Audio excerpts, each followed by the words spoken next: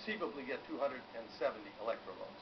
And then what we do, again, using the Gallup organization, before each of the debates, we have Gallup get the 5 leading polls that are out there, and we average them. And we use the standard that the League of Women Voters use. You must be at 15% in the polls. If you're at 15%, you're invited in. You meet the other requirements. If you're below 15%, you don't get it. Now, we're always sued. I mean, we've been sued by Pat Buchanan, by Ross Perot. Ralph Nader, whose office I found out is in the building. He may be here with a summons server on me now, because they weren't allowed in the debates. But remember, we're talking about the general election debates. We're talking about debates that are taking place within the month before the time that people are going to the polls. And we don't put on the debates for the purpose of letting someone who has not yet showed their qualifications and showed that they're competitive to use the debates to become competitive. We let those people who have already proven themselves to be competitive to debate. And remember, we're not a government entity. We get no money from the government. We get no money from the political parties. We get no money from the candidates. We're a private entity. We do these every 4 years. We have one full-time paid employee. The rest of us are volunteers. No compensation.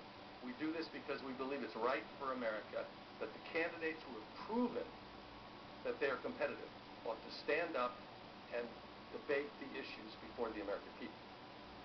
Where am I? Over here. I'm sorry. Okay. I mean, I understand and even agree with that, notion that, you have to prove yourself, and you have to have basically well, it's not quite popular enough, but it's interesting because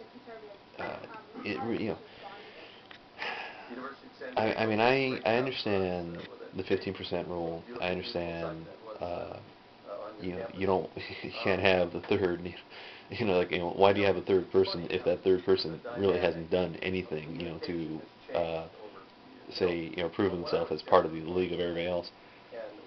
But I don't know, it's just, it's interesting. I'm just really curious, what can you do, and, could you open it up, or would you want to open it up? But too big, too difficult. Most of the papers are all filled out for Sunday, other than just the front page. You could really bury a story. You can't do that anymore because of this 24-hour news cycle. Then the internet comes along, and now you have the blogs. For gosh sake, if you watch CNN or Fox or MSNBC on the coverage, they'll normally have a blog reporter who will report on what's going on in the blogs. So it's a changing dynamic, and particularly among young voters. It's called filler. They get their information with text messaging. And my 10-year-old granddaughter got a phone for Christmas. And my phone goes off, and here I get, "Hi, Grandpa, what are you doing?" I mean, the text messaging, it's great. And then you don't have to pay like you have to pay for regular email.